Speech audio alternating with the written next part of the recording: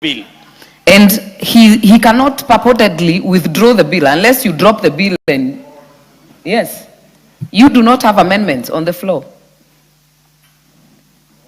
So you can only, honorable members, debate on the amendment by Honorable Tongoyo in relation to the bill as moved by Toroitich. And Honorable Toroitich's bill is 2/3. Honorable Tongoyo's is a quarter.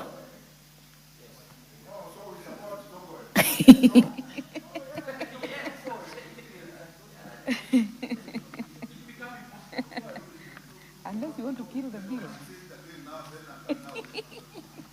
Very well. I think,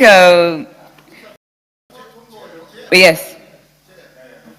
We have spent enough time on this. It is important, it's posterity. Yes. Yeah, I mean, if you spend a day just doing this, it's still important. You see, if everything goes as it is, then what is going to happen is the initiation will drop to a quarter. Now, yes, instead of 2/3. Yeah, removing is 2/3. So all we are saying for Honorable Tongoyo to do is amend A only, further amendment on A, and replace 1/4 by 1/3. Now, if he does that, then now what comes eventually in the law is that what has been actually increased is removal, which has been taken to 2/3, and that I agree with. But the initiation, you don't make initiation too low. People will make it a joke. So Honorable Tongoyo has got the answer. If he agrees that he amends A only, then we call, as Honorable Kajwang said, we do A, we do B, we do C separately. Then we will support B and C, but then A as amended.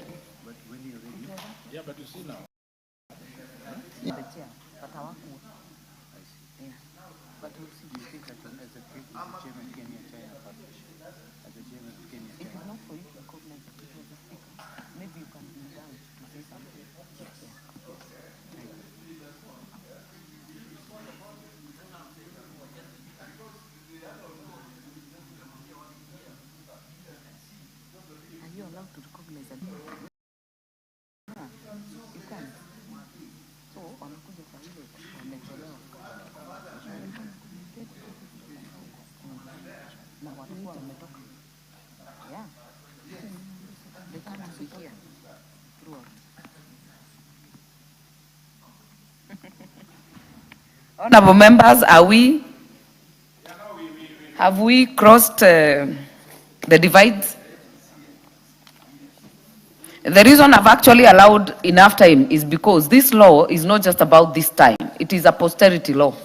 And the last 13 years of the county government has also taught us a lot, and it's very proper to refine the laws that are setting up the operations at the county level.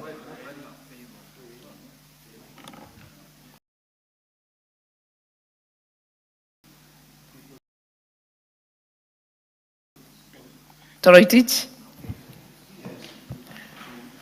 Honorable Speaker,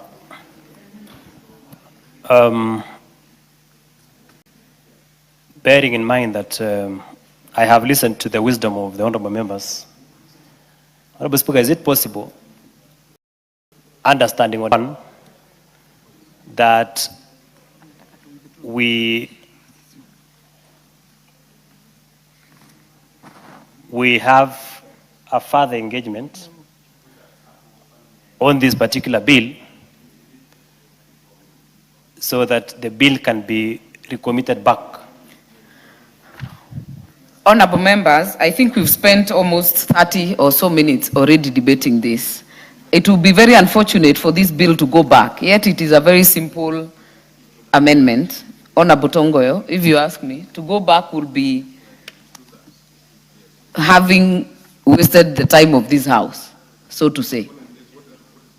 I actually implore on you to ensure that we deal with it because we've already taken so much time on it. Yeah. Because I can see Nikal and learned senior counsel there, the Chief Justice. Members, there is nothing wrong or extraordinary in this. there is nothing wrong to make it easy to introduce and make it high threshold when you go now to the real issue of looking the merit and demerit of impeachment. And I think I had made it clear to the House that we wanted exactly to mirror what is happened in National Assembly, which is at a quarter, then progressively we build the numbers. So I implore the House to accept the amendment so that we progress and move forward. There is nothing that holds anywhere in this House. Later, if they feel to introduce any amendment that may be considered necessary, Madam Chair, so that at least we move forward. And I call upon you, Carl, we support the committee position so that there's nothing hold this House. The House is going to be there into the future as well.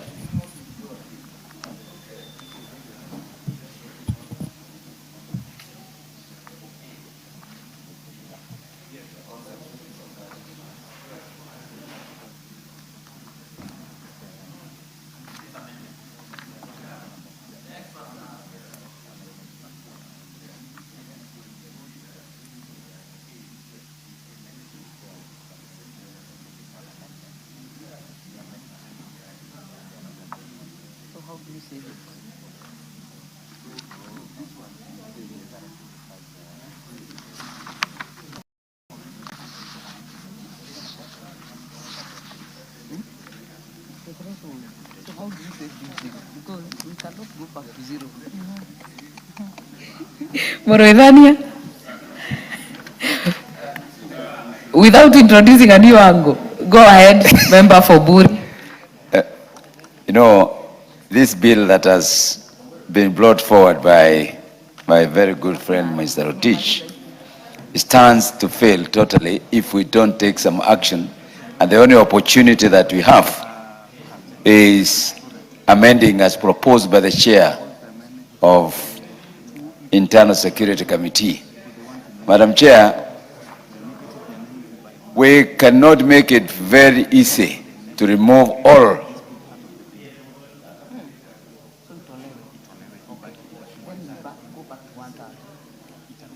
my opinion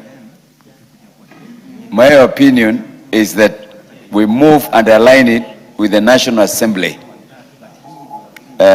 procedure, meaning that we take the 1/4 and then we delete section B and C. Because if we don't do it, then the 2/3, which also might be impossible to introduce, and it will defeat the purpose of impeachment. So I suggest that we proceed and enact and align with the National Assembly and what the senior counsel had indicated, that in law the 2/3 does not exist. So we cannot really put an illegality into an illegality. Thank you, Madam Chair.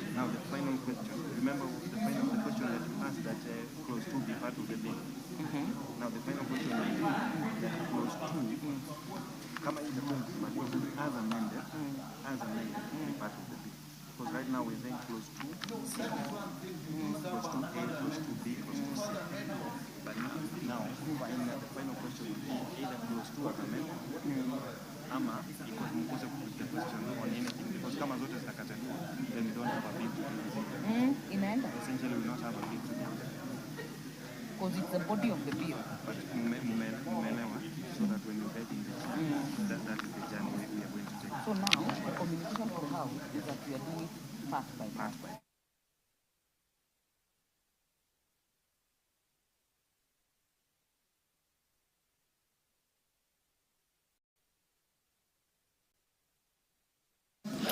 Honorable members, honorable members, honorable members, I want us to make progress. Yes, Honorable Kajwang. Chair, thank you so much for indulging us, because we are making law for posterity, and this is an important thing.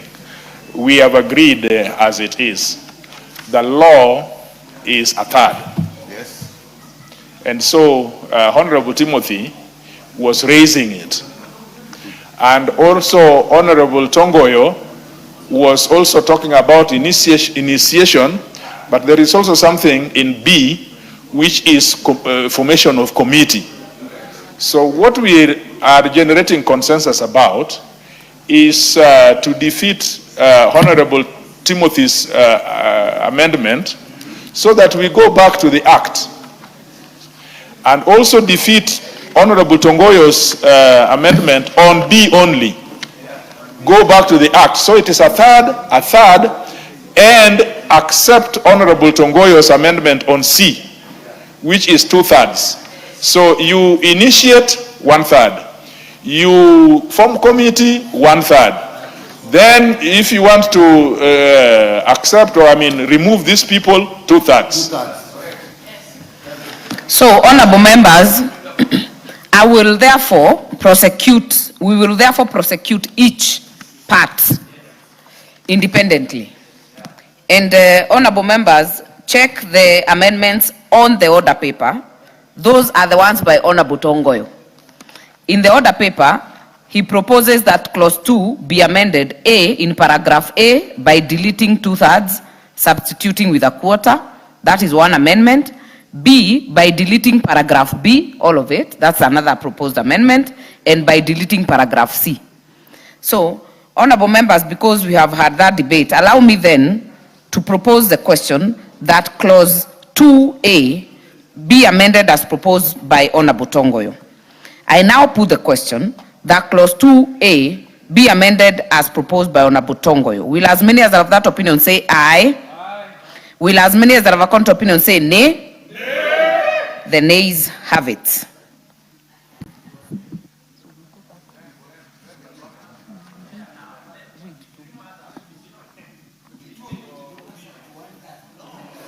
Before the global question, we go to 2B.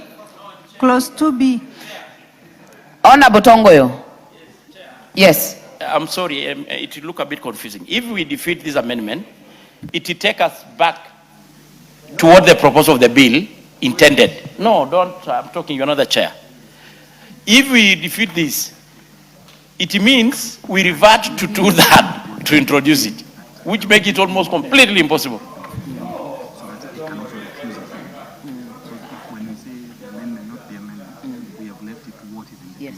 In fact, Honorable Tongoyo, you are totally in order, because Honorable Toroitich, honorable members, as I had said, has no amendment. We therefore will go to the global question of that 2A be part of the bill.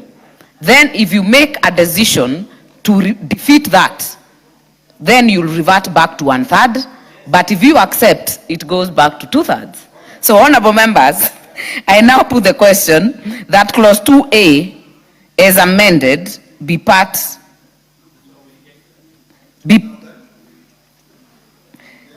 I now put the question that clause 2A be part of the bill. Will as many as are of that opinion say aye? Will as many as are of a contrary opinion say nay? Nay. The nays have it.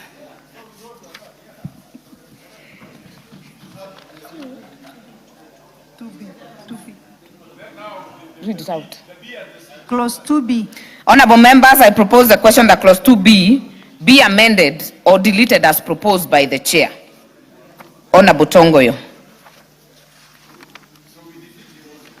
No debate, no intent on debate. I put the question that clause 2B be deleted as proposed by the chair. Will as many as are of that opinion say aye? Will as many as are of a counter opinion say nay? Nay. The nays have it.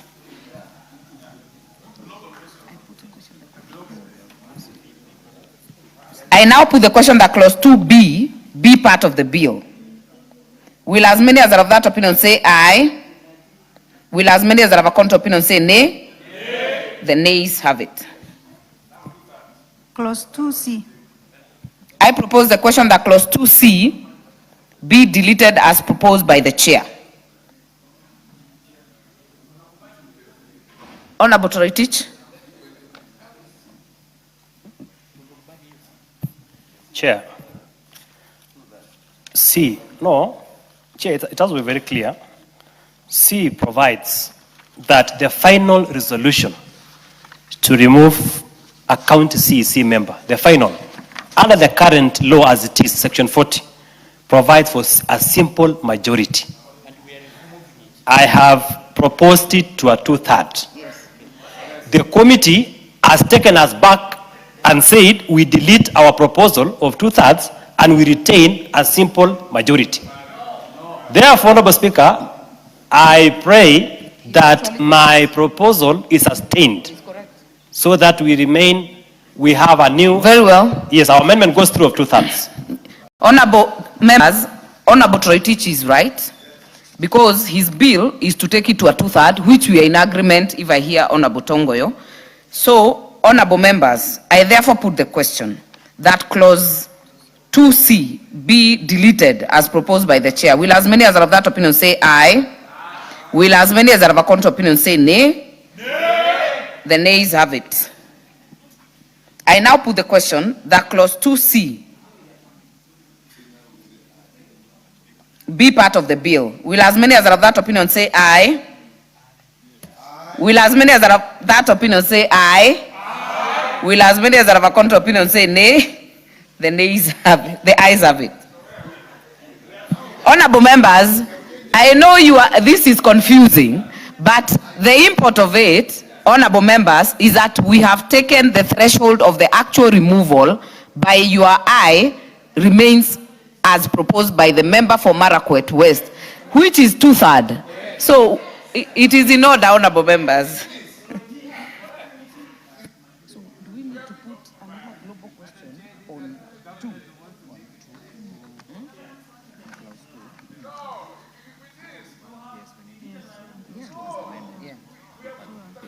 Here. The final question. Yeah. Honorable members, allow me to put the global question that clause 2 as amended be part of the bill. Will as many as are of that opinion say aye?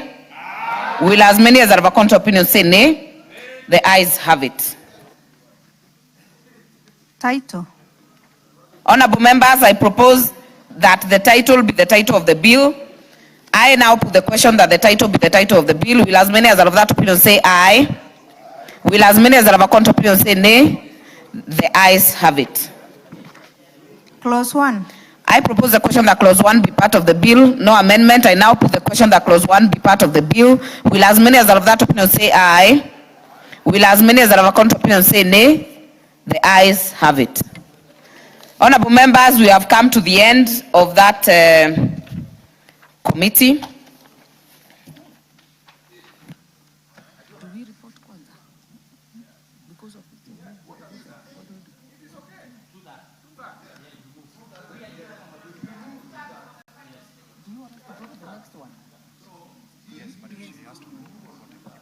Mover to move reporting.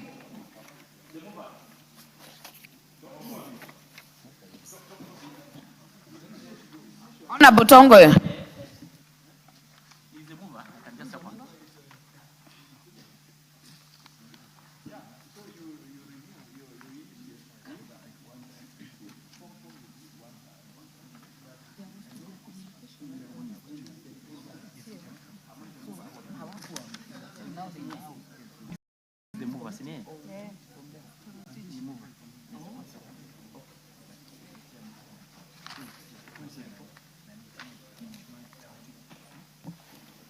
Toroitich, are you ready?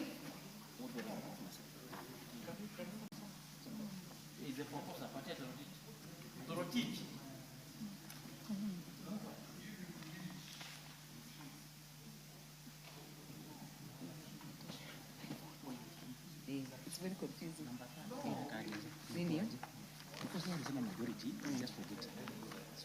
But you see, his amendment is deleting majority and replacing with two-thirds. No, on the bill. Hii ndo bill yake. And they have defeated your deletion. So it stays the way it is on the bill.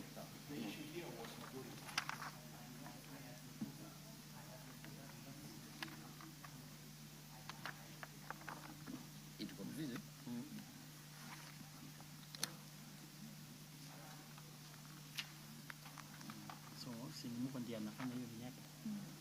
It's a very confusing. Yeah. No, Chair, but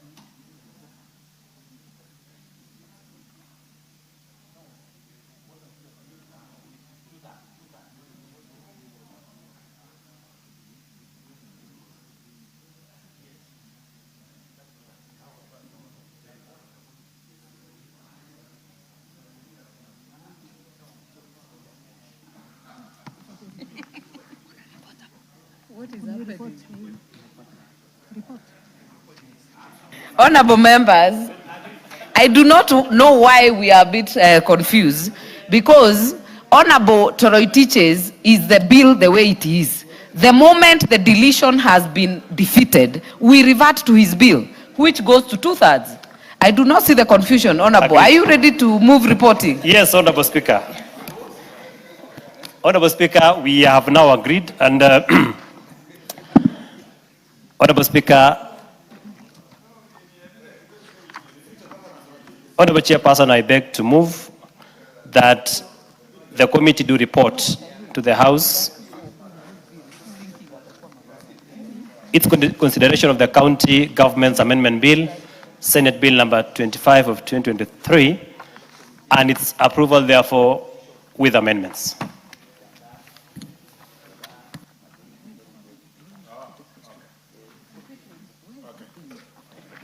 Honorable Speaker, sorry.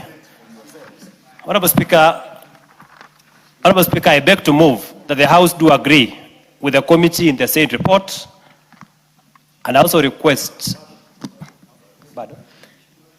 You're moving reporting. Honorable Toroitich, you have already moved reporting. I therefore put the question, which is that the committee do report to the House its consideration of the County Government's Amendment Bill, Senate Bill number 25 of 2023, and its approval thereof with amendments. As many as are of that opinion say aye. As many as are of a contrary opinion say nay. The ayes have it. Honorable members, we are still in the committee. But before the start of the next bill, allow me to recognize a delegation from the National People's Congress of the People's Republic of China.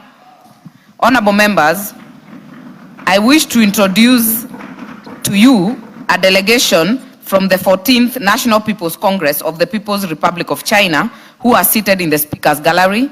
They are, number one, Honorable Lu Xinshe, member of the National People's Congress, NPC, Standing Committee and Chairman of the Environmental Protection and Resources Conservation Committee. Kindly stand up if I mention your name. We join to welcome you to this house, or they're in the speaker's row. Honorable Wang Yi, member of the National People's Congress, NPC, Standing Committee and member of the Environmental Protection and Resource Conservation Committee.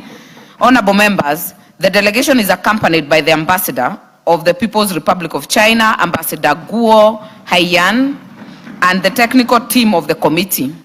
They are in the country to further strengthen the long-standing relations between our two parliaments and also hold discussions on matters of environmental protection, renewable energy, sustainable natural resource management, climate change, and green investment. Honorable members, on my own behalf and that of the National Assembly, I welcome them to Parliament and wish them fruitful engagements during their stay in the country. I have been requested by Honorable Shakil to make some statement on the same welcoming note. Honorable Shakil. Thank you, Madam Speaker, Chair at the moment in time. Madam Chair and Madam Speaker, we have a very close relationship with the People's Republic of China, and I'm honored to be the chair of the Kenya-China Parliamentary Friendship Group. We have had a number of engagements, not only in China, but also here. We've had what we call online meetings at the time of COVID, where we are meeting the members of the People's Republic, the People's Congress in China. We had a meeting here. A number of our members of parliament were active in that meeting. It is a great honor to receive the team, and they will be going on to the Masai Mara. They are here to look at some of the environmental aspects that we have and we've put into force. Madam Chair, our relationship with the Chinese People's Party and our relationship with the People's Republic of China is a very strong one, and we have gained a lot, even as a member of parliament, as members of APNAC. They have been guiding us on the issue of corruption, and we have had a great relationship. Madam Speaker, may I request kindly one indulgence, and we could ask my colleague, she also... It's not in your place, Honorable Shakil. I was asking your indulgence. You have made your point. I'm asking your indulgence. You have made your point. Honorable Yes. Shakil, thank you. I'll give, first of all, Honorable Sunkuli as the former ambassador. Were you in China, Ambassador? Make a very quick statement, 1 minute. Madam Speaker, Madam Chair, I would like to welcome the members of the National People's Congress, the NPC of the People's Republic of China, where I served as ambassador. The NPC is the highest political organ in the People's Republic of China, and it's the equivalent of our parliament.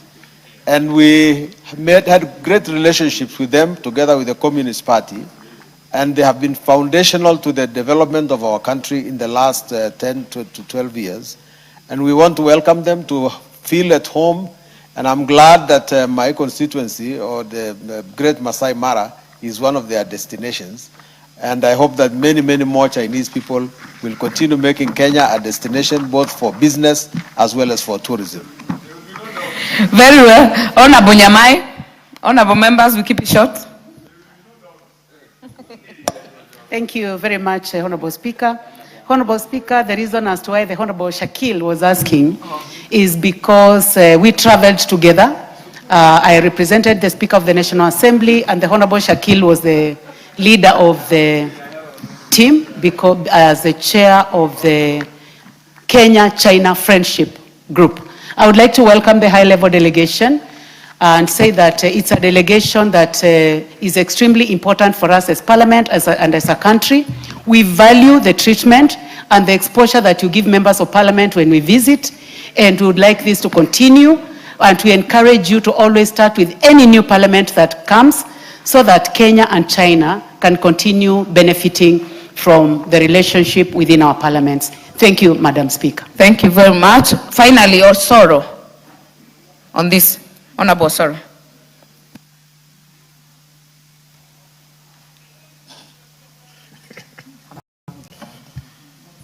Okay. I think I have two mics, Honorable Speaker, Honorable Chair.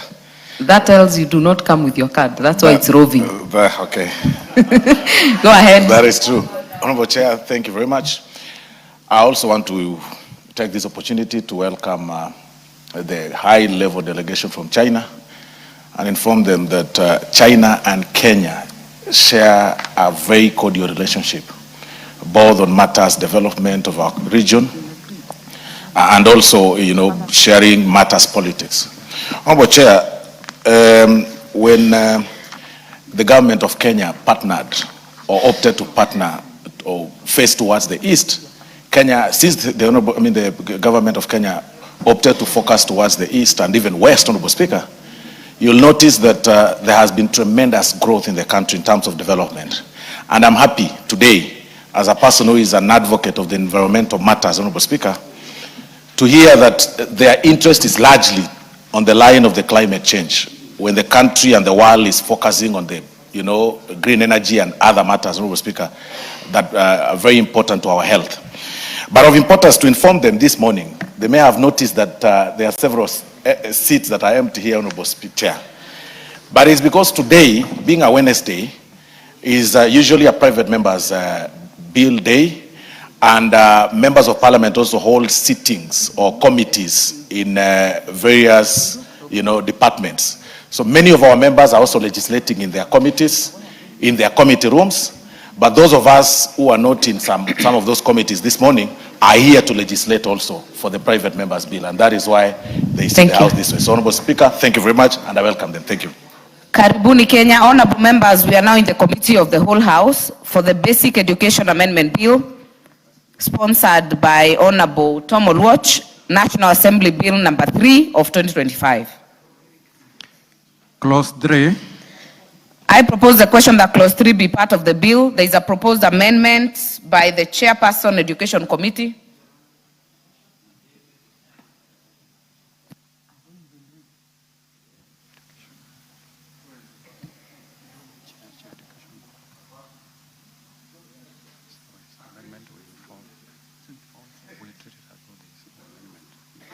Therefore, honorable members, I will treat clause 3 as though it has no amendment, because the mover is not in the House. Yes, the committee.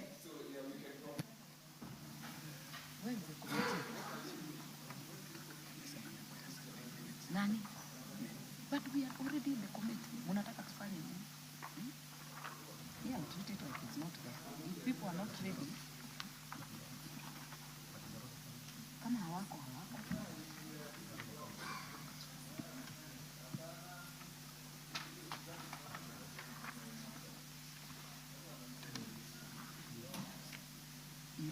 Mnaniambia sasa hivi sawa.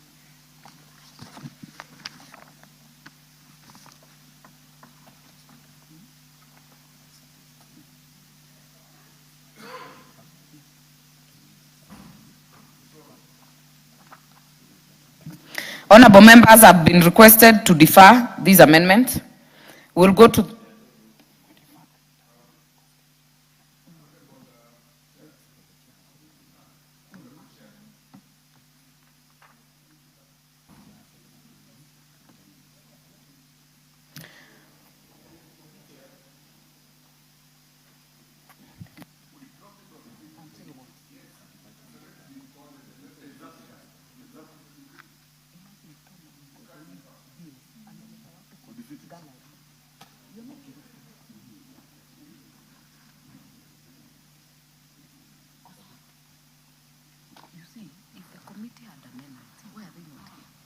because Oluoch amemobilize watu mpaka wako kwa gala. Surely, it's a Wednesday morning. Then you're saying we defy it. Simply kill it. It should be allowed to the committee. It should be? Kill. What? Entirely. Either drop or you kill. No, we can defer the whole committee. But you see, all amendments by the committee chair, we consider them dropped. Yeah. Because 10 minutes is enough time to wait. it will be very unfair for Oluoch. What is it? Perhaps it should be.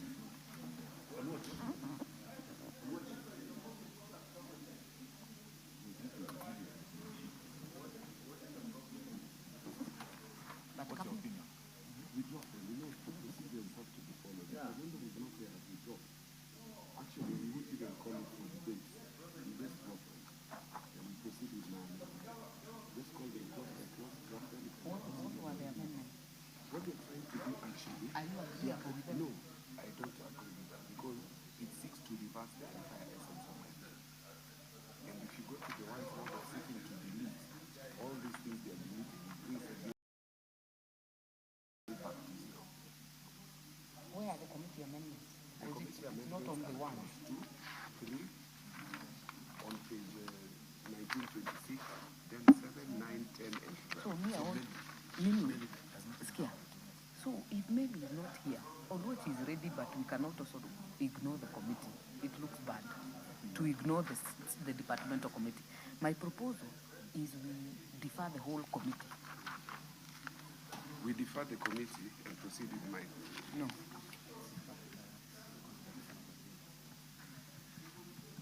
But mbona Meli hayuko leo? They are aware. I mean, this is the order paper, and apparently not even a single member of the committee, which is very Hapo strange. iko shida.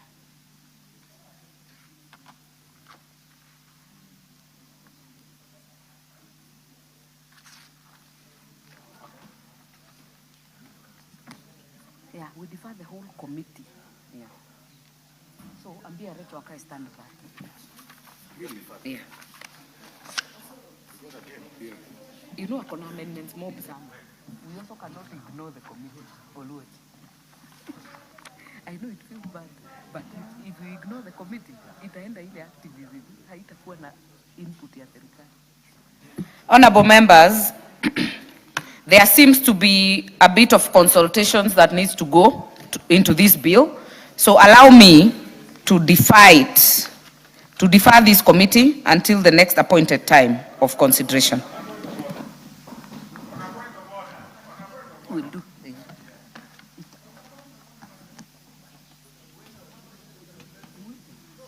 Honorable members, Madam Speaker.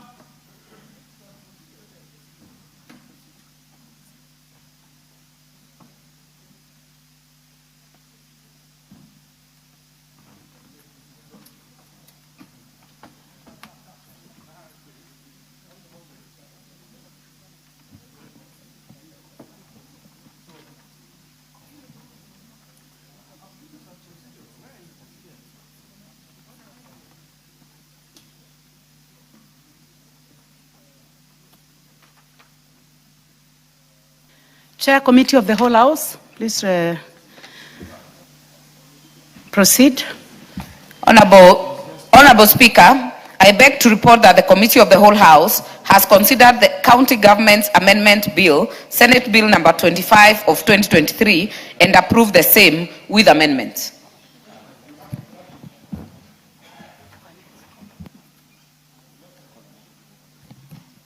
The mover? Mover of the bill? Honorable Speaker, I beg to move that the House do agree with the committee on the said report. I also request the Honorable TJ Kajwang to second the motion for agreement with the report of the Committee of the Whole House.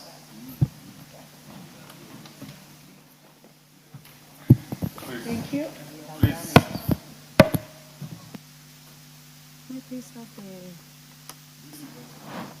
Thank you very much. Honorable members, I propose the question, which is that the House do agree with the committee in the said report. I now put the question, which is that the House do agree with the committee in the said report. Will as many as have that opinion say aye? Aye. Will as many as have a contrary opinion say nay? The ayes have it.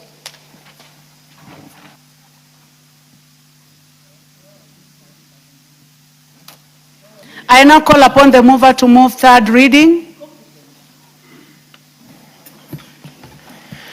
Honorable Speaker, I beg to move that the County Government's Amendment Bill, Senate Bill number 25 of 2023, be now read at that time. Honorable Speaker, I also request the Honorable TJ Kajwang to second. Honorable TJ. Madam Speaker, I wish to second the third reading. Madam Speaker, we had an interesting moments when we had to consult across the House. And at the end of the day, Honorable Timothy was gracious enough to understand where we were going. But also Honorable Tongoyo and the member from Meru were very energetic to shape our minds. One thing which came into my mind, age is gold, and being around is a good thing. I'm asking Honorable Timothy to come back the third term, and I'm sure he's going to come, the second term, and I'm sure he's going to come when he will come, these issues will be very clear. And I also ask those who are watching, some of us who are third termers should be given fourth term or fifth terms. So, because investing in this house is gold, and it comes with age. And I second, I second, and it's not in my place, but Honorable Nyikal is itching next to me here.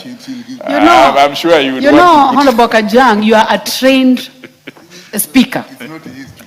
You're actually a trained speaker, but let me just say that I am going to allow the Honorable Nyikal to make a comment. You know all the rules, and I know that you know that you shouldn't have done that, but I call upon the Honorable Nyikal to make a comment. Point of order. Propose. What?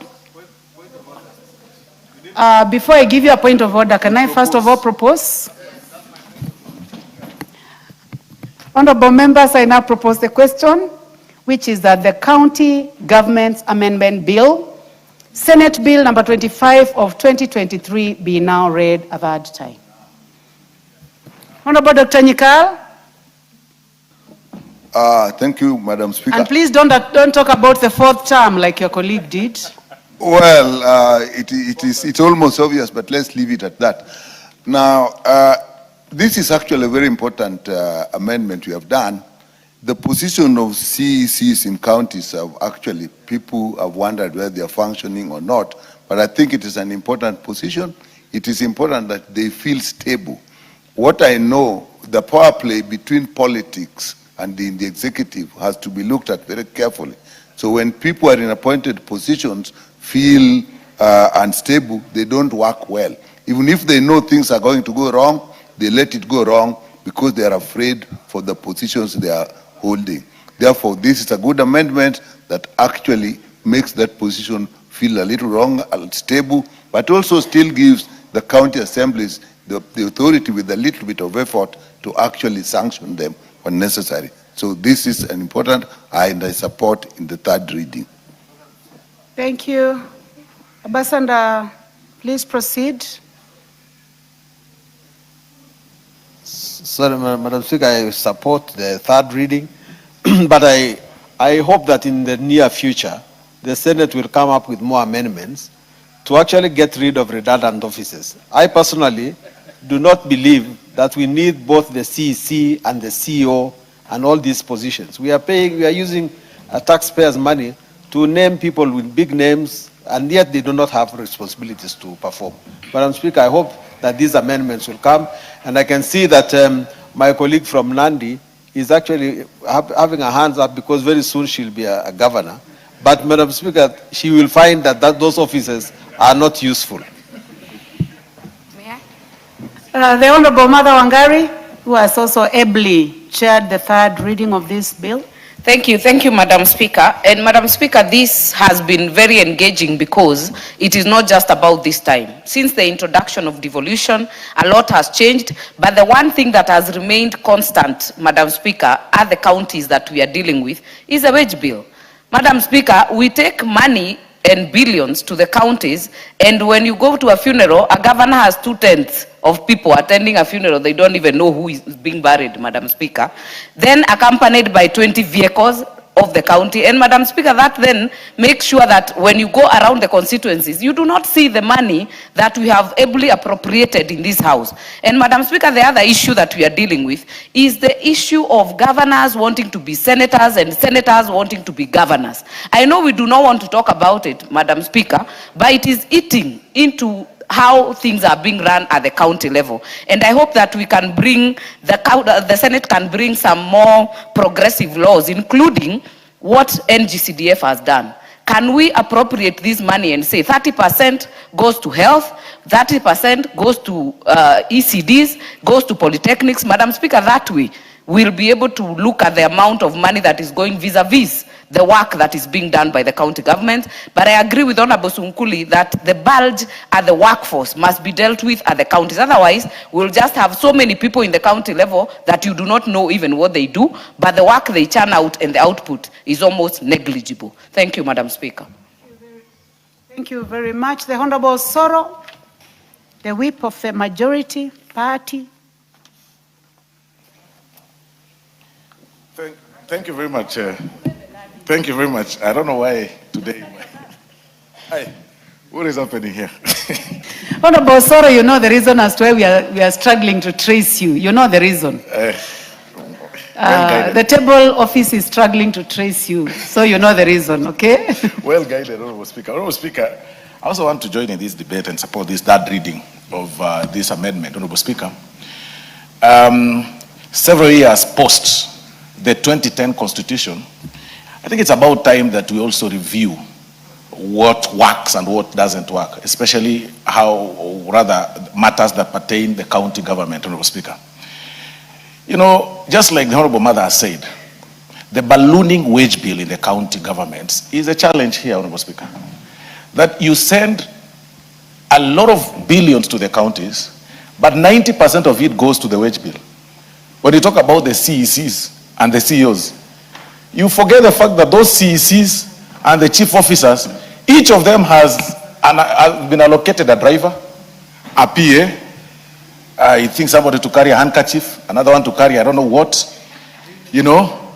And I mean, without roles well defined, a chief officer has got about 10 officers behind him or her. A CEC has got about 15 officers. And by the way, going to the nitty-gritties of or the operations within the county government, you realize, Honorable Speaker, that even CECs have no role. Governors engage the chief officers directly because they are accounting officers. So the CEC's role is limited to reading newspapers from page 1 to obituary, Honorable Speaker, every day in the office, and called upon to accompany the county governors to functions. And that is why you see in the functions of the county governors, the very tent that you see that shouts, you know, with ululation and clapping for the governor, 90% of them are county government workers. It has nothing to do with the public. All those seats that you see in front there and people clapping in suits, well-dressed suits, designer suits, very smartly dressed ladies, all those seats in front there, and gentlemen, all of them, I'm being guided by Honorable Cynthia who wants to be governor, but all of them sitting in front there, Honorable Speaker, clapping for whatever the governor says. If he laughs in his speech or her speech, they will clap, because that is the limitation of their role. Honorable Speaker, I am on record in this. I was having said, Honorable Speaker, that you send billions to a county, but you'll need a microscope to see what they do. Unlike what you send to the constituencies under NGCDF, that is in full glare of everybody to see the classrooms, the bursaries. But what they are doing, Honorable Speaker, is simple PR, you know, and having a crowd that has been hired every time in public functions, you know, and with big names and podiums and big titles, call Your Excellency, Excellency, Excellency. It's about time that we review what works in the 2010 Constitution. And that is why Kenyans to date, Honorable Speaker, and you'll all agree with me, Honorable Members, that Kenyans today do not know how to differentiate the roles of members of parliament and the roles of the county governors. To date, we are being asked about development. To date, we are being asked about hospitals. To date, we are being asked about matters agriculture. To date. And I mean, across all over, all these places that we lead, Honorable Speaker, because people do not understand that this is supposed to be done by these county governors or the county assemblies because of such, you know, confusion. So it's about time that we review. And that is why, in copying the words of the Honorable Mother Wangare, perhaps it's about time the Senate and even the National Assembly come up with the laws that in division of these revenues that we send to the counties, as we send to, we don't give them an open check like NGCDF. We shouldn't give these county governments an open check that go spend the way you want. We should give them with a vote that this 20% we should be doing this job. 30% should be doing this. 50% should be doing this. Otherwise, Honorable Speaker, with the open check that we've left them with, I can tell you, and members here can say, 99% of the allocations that we give goes either to their pockets or their proxies' pockets. And sadly, Honorable Speaker, they use it to maintain that seat. They simply use that money. It hardly helps them. You use a lot of money so that when a chief guest comes to your function, say the president, you buy everybody around. So you keep on revolving around. And this is a challenge to any person that wants to be governor. All of us wants to be governors. Today you are here, we are speaking large, we are talking big on resources and everything. When you go to the counties, you realize that Perhaps that is the modus operandi. You are being, when you meet your colleagues, what they do, they guide you, they teach you that, oh, if you want to lead, this is how you do it. You know, beat those people who don't side with you, have a whole dozen of goons around you, have a team that cheers you in funerals and functions, and then you find yourself having lost hope. But when you leave office, the world is round. You will suffer because you've spent public resources, you've left mothers and children die in hospitals because of these things that, you know, because of selfishness that we have. So, Honorable Speaker, I feel bad for devolution. We added money here the other day. We gave them 428 billion in this house, Honorable Speaker. But trust me, we need to ask ourselves, we've been giving we started with about 250. So we are at an average of about 200 billion, Honorable Speaker, since devolution started up to now. Ask yourself what 200 billion shillings has done in your counties. Start from here in Nairobi. Just look around. And I'm not really name calling anybody, but just look around Nairobi, where we all live here. We all live here. We all come from estates. Look at the dirty state of our areas. Look at the, back streets. Look at the way it's disorganized, Honorable Speaker. And, you know, it's not about you are from a member of my party. No, let's speak facts. If you're doing nothing, you're doing nothing. Go to your counties and look. People are suffering, Honorable Speaker. People are suffering. The ECD teachers are suffering, Honorable Speaker. What these people are only doing is PR stunts, Honorable Speaker. Get something for small kids in school. Get something for, you know, that is branded your name. And so that it is a sad state of affairs, Honorable Speaker. And it's about time we ask ourselves, do we really have proper laws that bar these people from stealing, Honorable Speaker?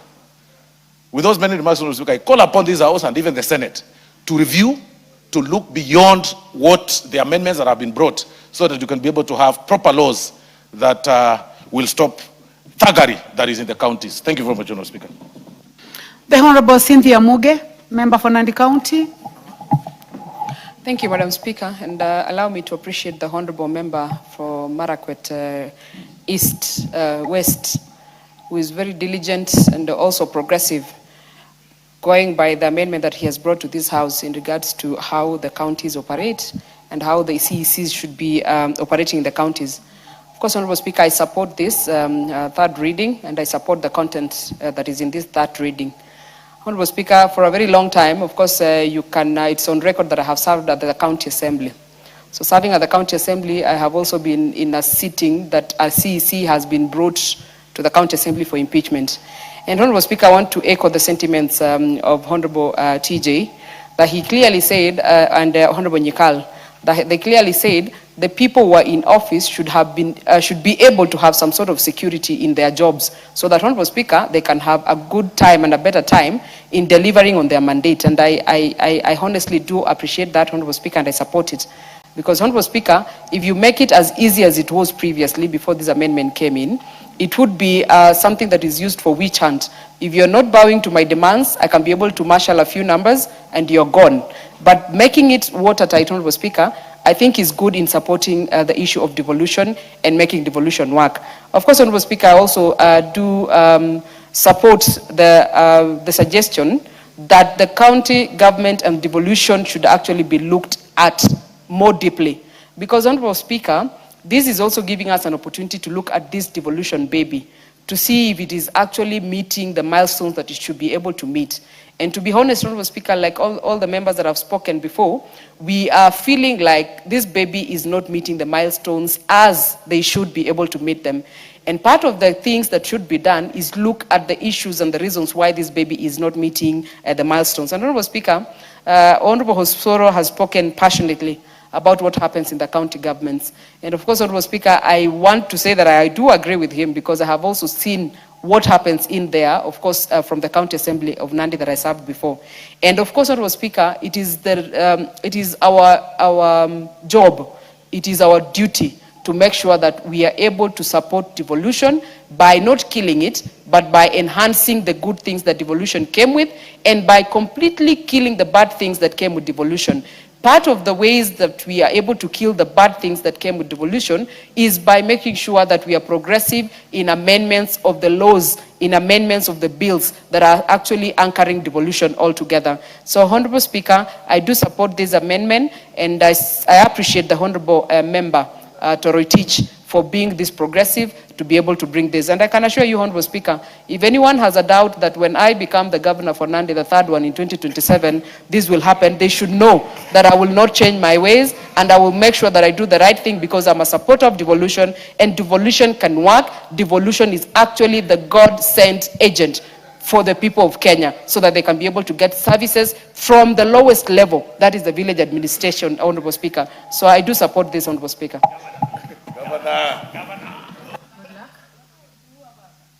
Good luck, Honorable Cynthia. Good luck. The Honorable Nikiri will be the last one on this. Members, knowing that this is third reading, so just make quick comments. Don't debate. Okay. I allowed Cynthia purposively.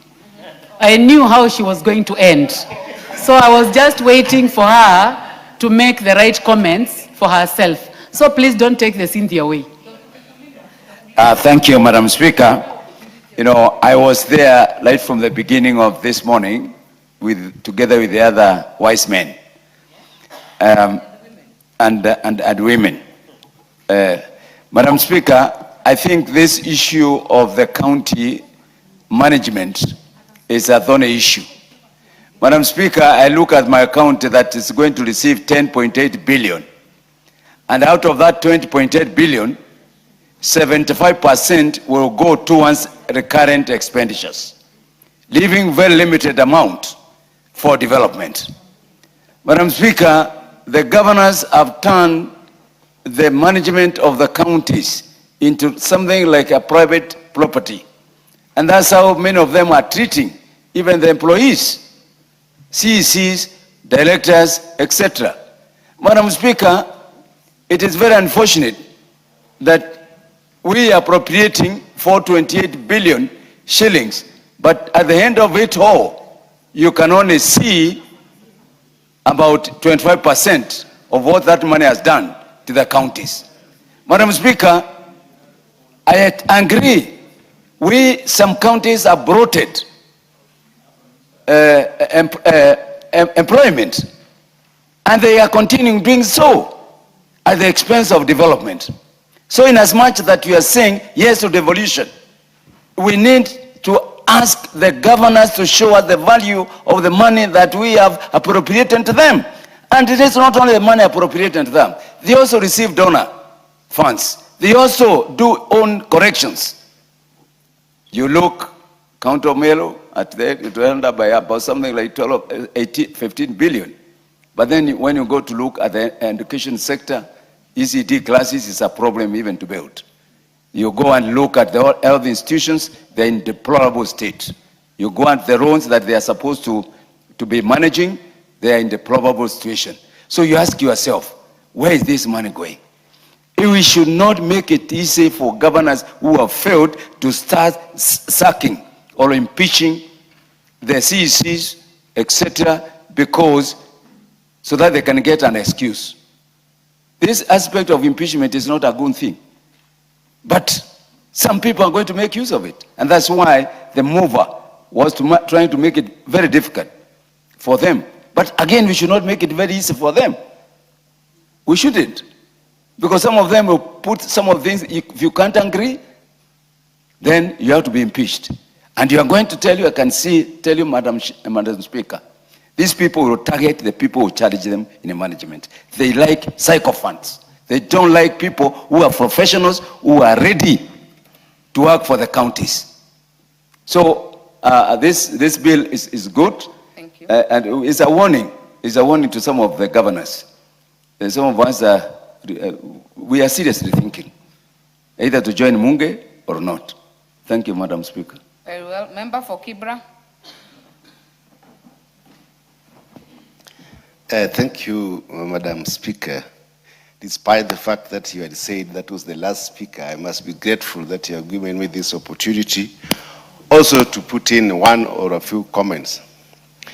The kind of money that we give to the governors, at this time it was over 428 billion, and some of the counties get almost 15 billion at their disposal.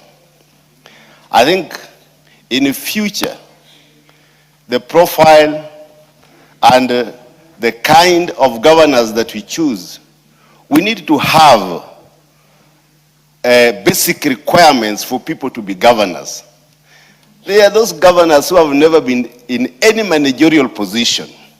They have never been in any public office or any other office to allow them to manage such kind of monies. When we talk about the NGCDF, it has been managed that the MPs now do not have direct control on that money. We need to have clauses within these systems that do not allow the governors to misuse the funds that we give to them. The governors have made this as their personal property. We should not be seen that we are fighting the governors. No. We are looking at service delivery to the people of this country. You will find that some MPs have done better than the governors have done. Yet the governors have been given a colossal sums of money in this country to take care of the needs of the people that they govern. Now, this devolution does not come to benefit a few individuals. The devolution that we fought for in this country was meant to bring service delivery closer to the people of Kenya. I therefore say that this bill, I support it, and I say that we must, as a country, look at the way that we govern our counties. Thank you, Madam Speaker. The Honorable Dorothy Kiara, nominated member by the UDA party. Thank you, Madam Speaker. Madam Speaker, I want to weigh in this bill and say devolution was brought to our country and we overwhelmingly voted for the 2010 Constitution because we thought it is a cure to the historical injustices in some of our areas. But today, as we stand, Honorable Speaker, it is very evident that devolution has failed. But for this particular bill, it has come in handy because we need to strengthen devolution. The only way that counties will move together as a unit is by strengthening devolution. Madam Speaker, Honorable members, I encourage you to just take a minute or two. Just make comments. Let's not debate. Honorable Speaker, we need to channel our efforts to areas that weaken devolution. And Honorable Speaker, we also need to ensure that the expenditure and the money that goes to the county, we don't spend all of it on recurrent expenditure, which is eating all the money that goes to the county, Honorable Speaker, as opposed to development. So, Honorable Speaker, I support this amendment by Honorable Timothy and say it is our duty and responsibility to ensure that we strengthen devolution. Thank you, Honorable Madam Speaker. The Honorable Umi Harun.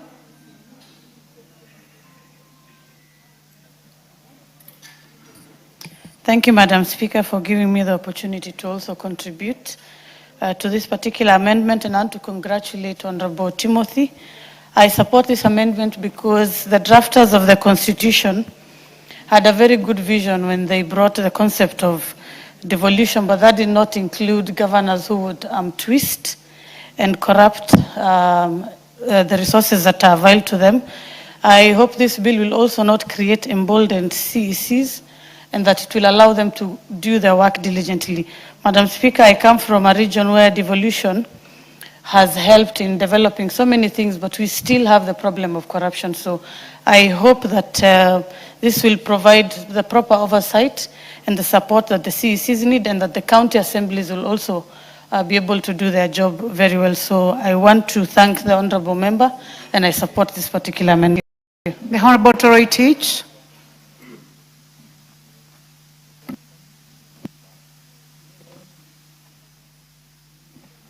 Thank you, Honorable Speaker. Honorable Speaker, I wish to sincerely thank the honorable members who have contributed substantially to this bill, the County Government's Amendment Bill. Honorable Speaker, I wish to thank the Honorable TJ Kajwang, the Honorable Dr. Nyikal, the Honorable Sunkuli, and all the members that have contributed to this, making this bill better.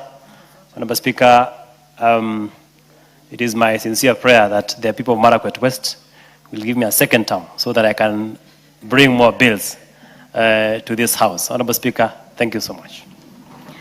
Thank you, Honorable Roy Teach. Honorable Roy Teach, you know I've been in this House, this is my third term.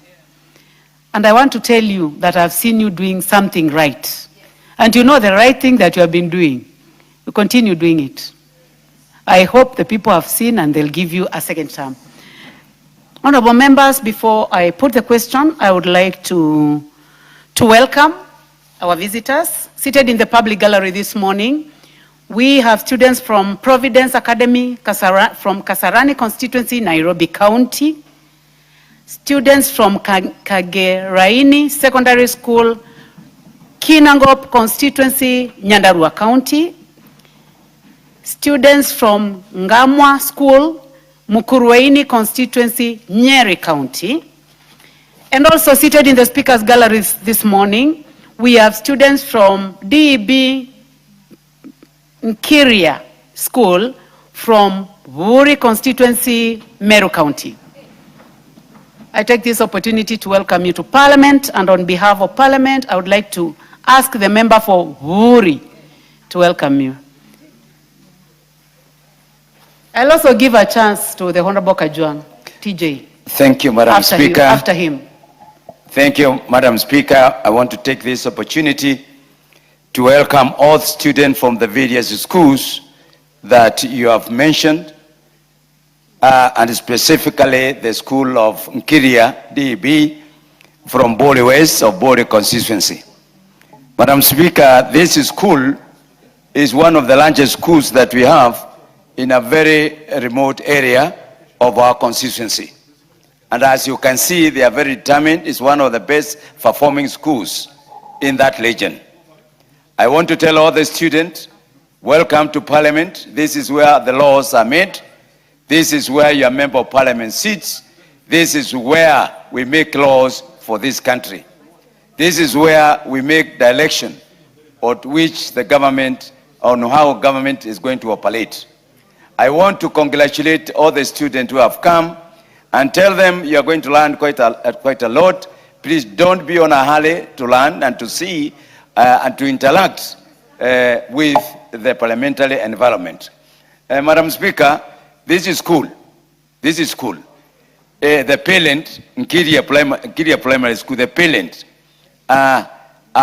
the product of their fathers were workers in the forest. And for them to reach here, I think it's a very important occasion for them. So I want to encourage you, please, some of you become members of Parliament, some of you become MCAs, some of you become doctors, some of you become engineers. Please work very hard. Finally, please, school is the factory of growth.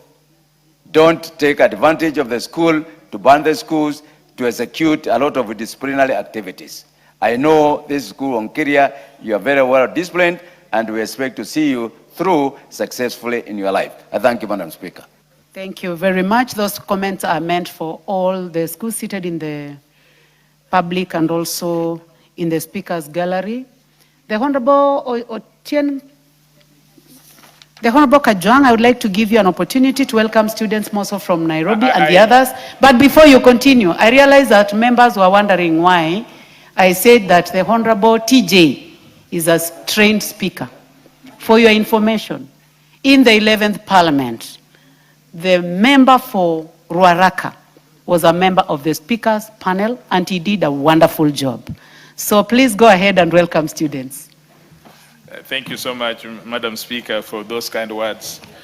I was a presiding officer until I blew the whistle.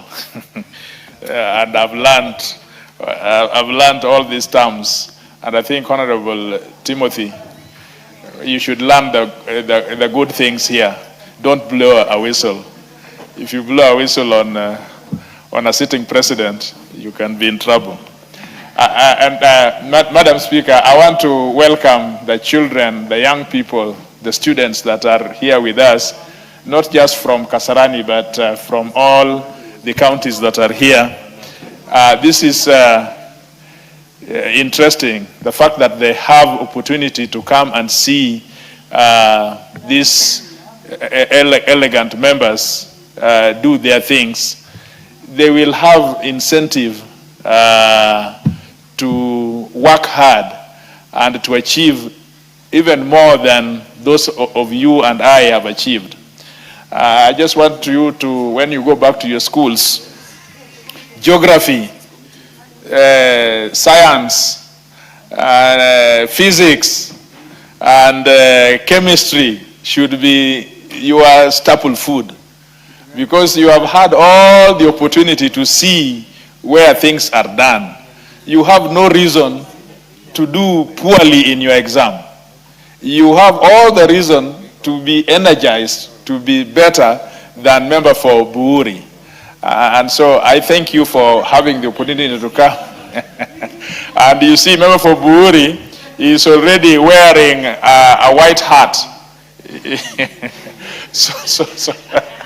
So aim not for your hair to go that direction, but make sure that you are able to do better than we are doing in this house. Thank you so much, Madam Speaker. Thank you very much. I would like to say that the honorable member, the Honorable Rindikiri Mugambi, is a wonderful, excellent member of parliament. So, honorable members, I would like now to put the question.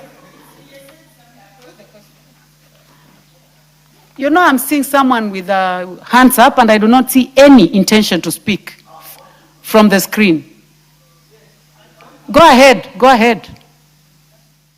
Please trace where he is and give Madam him a Speaker, I mic. want to take the cue from the Honorable Kajuang.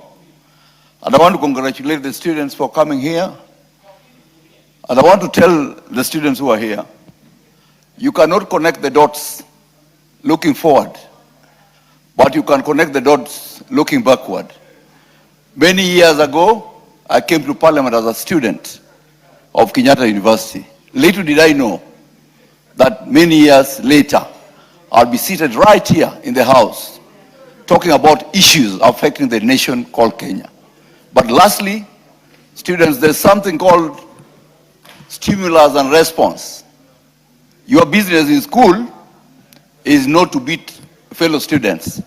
Your business in school, the teachers provide the stimuli, and you are supposed to choose the right response. The right response is to inspire, motivate you to pass exams and build a better country and a better nation. Thank you.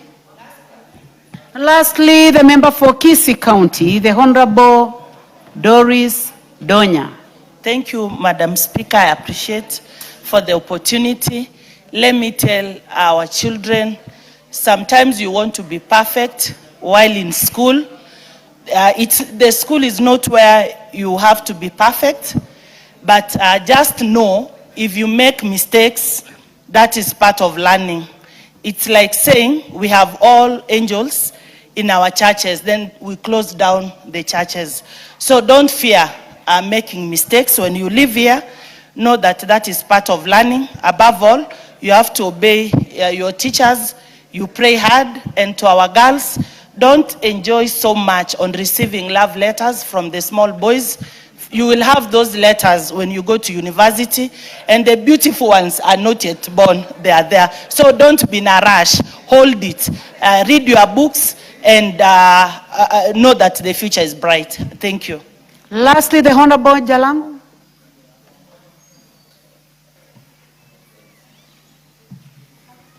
Thank you so much, Madam Speaker. May I also take this opportunity mostly to welcome all the students, and in a special way, the students from Kasarani, Nairobi County. But you hear we have students from all over, as far as Meru, far as Kisumu, wherever you are. Mine is just to tell you that It doesn't matter which school you are in. It doesn't matter that you had to travel to be here today.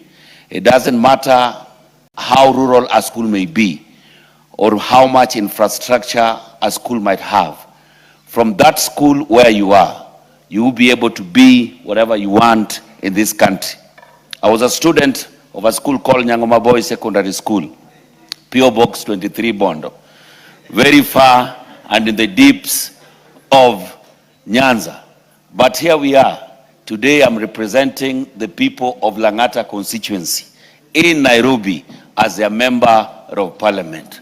So keep the faith, keep working hard, obey your teachers, your parents, be the best in everything that you're doing. And don't worry where you are from anywhere. Just like Lupita said, every dream is valid. Welcome to Parliament, students. Thank you. Honorable members, I'll now go ahead and put the question. I therefore put the question, which is that the County Government's Amendment Bill, Senate Bill number 25 of 2023, be now read a third time. Will many as of that opinion say aye? Aye. Will as many as of a contrary opinion say nay? The ayes have it.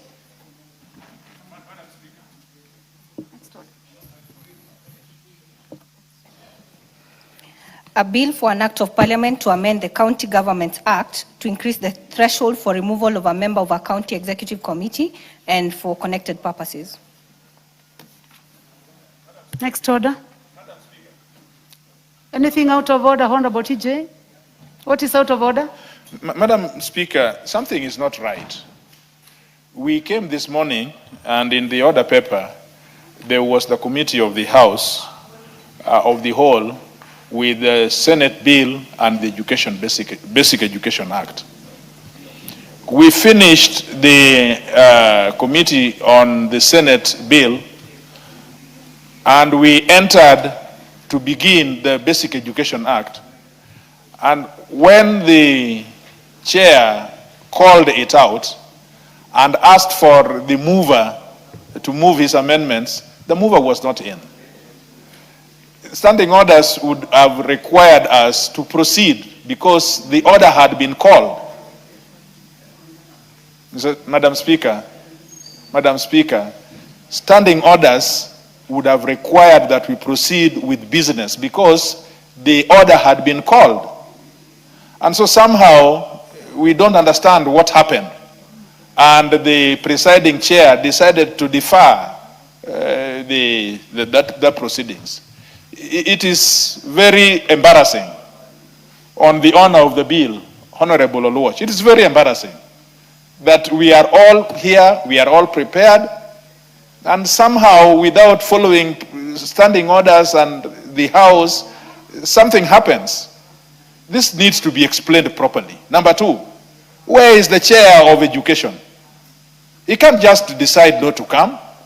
If he decides not to come, it means that he has dropped all his amendments. Please, treat us equally. And this is about private members. This House is for private members. We need to pass legislation. We can't have a situation where government throws it all on our voice. Otherwise, we are not able to do legislation. So, Madam Speaker, I call for a reasoned explanation from the presiding chair and why she did not follow the standing orders and why we find ourselves in a very embarrassing position as we are. And two, this matter came before the House Business Committee. And it is the House Business Committee that brought this matter today. So can we do it this afternoon if we are unable to do this morning? And furthermore, the Vice Chair is here. And she's ready and willing to prosecute. Why can't we go to committee so that we finish this matter? I feel very bad. And some of us are from the Upbet constituencies. And we know that government is fighting us. No, Madam Chair, government is fighting us. They don't want Upbet. They just want to do things the way they want. We are forcing them. But we will force them because this is the legislative house. I think you have made your point. You want to ride on the same? I wanted to respond to him first, and I can give you a chance because this concerns you. Yes. So just take your seat, first of all, because... okay. Direction on Okay. this. Madam Speaker, this morning I'm a very embarrassed member of this House. Extremely, extremely embarrassed. This bill is not just coming for the first time. I prosecuted and brought this bill in the 12th Parliament, and it is not out of idle concern that this bill came. The bill concerns and affects close to about 3 million unaccounted for, discriminated, and excluded students. These people you see here sitting are representatives that take the burden that the government should be taking under Article 43 to ensure that every child in the Republic of Kenya is entitled to free, basic, compulsory education. So when this bill came for the second time and went through all the statutory steps, the first reading, public participation, pre-publication scrutiny, we even went before the Budget and Appropriations Committee and considered all the reasons that would require that should be considered that are budgetary. And then it came to the second reading and passed. There should therefore be no reason or explanation. And if there is, it should be given to the 3 million Kenyans as to whether they are children of a lesser God. The House Business Committee, once it is seized of a matter, House business, whether it is government or private members' business, becomes the business of this House. And once it has been brought to the floor of this House, it is no longer the property of Anthony Oluoch, or the property of the chair of the committee, or the property of the Committee of Education. It is the property of this House collectively under Article 95 that enjoins us to resolve issues affecting people. This issue is affecting 3 million Kenyans. And if there is a reason why these children don't belong to this country, we should be told. We should be told. I am a very embarrassed member of parliament this morning that very casually a member of parliament should come prepared to prosecute a matter so serious as this one. They are not children. When you give birth to a child, there is no child of one living in Karen and Langata and another one living in Mathare and Kibera and Ruaraka. They are all children of Kenya. This House owes an apology to the people of Kenya and the people in these constituencies. This matter requires a considered ruling of the Speaker under why and for what reason a matter should be stood down. If a member is not here, it should be dropped. We demand a considered ruling of the Speaker this afternoon and a reinstatement of this matter. These children have been discriminated for how many years? Since the Constitution 2010. One more day of their discrimination, even up to 29th when this matter is being deferred, is a day too long. I am very, very embarrassed today.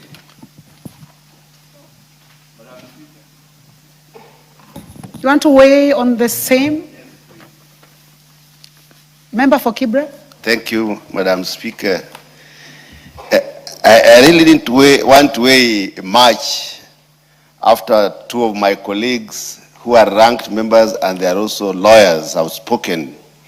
But because I represent Kibra constituency, where we have the majority of the upgrade schools in this country. But most importantly, I am also a member of Education Committee.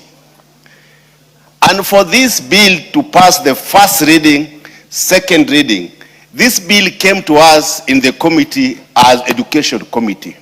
We went through all the amendments of this bill as a whole committee, and it was unanimously passed by the Education Committee, and that is why it came to the floor of this House.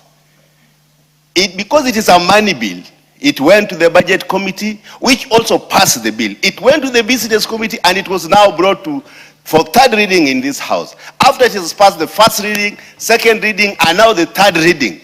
And this is now a committee of the whole House. Now, this bill now does not belong to Education Committee. The bill now becomes the bill of the House. And as I say, my colleague is very annoyed. We are all annoyed because the procedures are not being followed. When the bill has been called out, then we need to debate and we need to go on with the bill irrespective whether the chairman of the committee is present or not present. I am also a member of the education committee and I stand in. When the chairman is not there, the vice chairman is here, we are also here. There is no reason why this should be deferred to a later date. And as my colleagues have said, it needs a weighing decision from the chair so that we know why this bill cannot be. Thank you, Madam Speaker. So, honorable members, I think the three members have made their point. First of all, the honorable chair, the one who was chairing the committee of the whole house, consulted with the honorable Oluoch before the decision was made.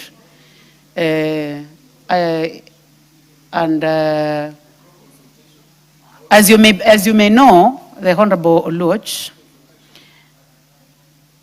I've given you your time to speak, and I've also allowed your colleagues to speak. So you need to allow me to speak. That I feel you, that you are ready to prosecute, and the chair education committee is not in. He is busy in a very important matter that concerns this house. So it is not that he chose not to be here. Number two, this is going to be scheduled again, not this afternoon, but on a Wednesday morning. And you know, as per our standing orders, that is standing order number 43, that Wednesday mornings, a bill or a motion not sponsored by the majority or minority party or by a committee shall have precedence over all the other business. So I assure you that this is going to be done again. And also I listened keenly to the Honorable Kajwang, and I think he was also very ready. And I believe that you have also guests seated in our gallery who are going to also, I mean, they would have been very happy to see this happen. But I'm assuring you that it's going to be done soon as possible. This is a house of order. This is a house of records. I know that the Honorable Kajwang also approached the Speaker, requesting that we reorder change. And this is a house of order and house of procedure. It is not possible to do that at this moment. And I would like to ask you to allow the House to proceed with other business, and this will be scheduled by the House Business Committee in the earliest opportunity possible. So thank you very much, and I would like to call for the next order. Order number 10, the Penal Code Amendment Bill, National Assembly Bill number 53 of 2024, second reading, resumption of debate.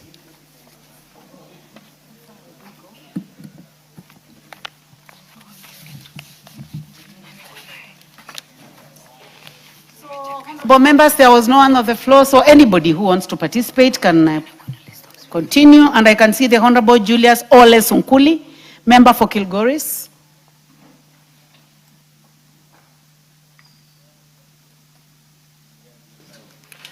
Madam Speaker, I stand to support this bill.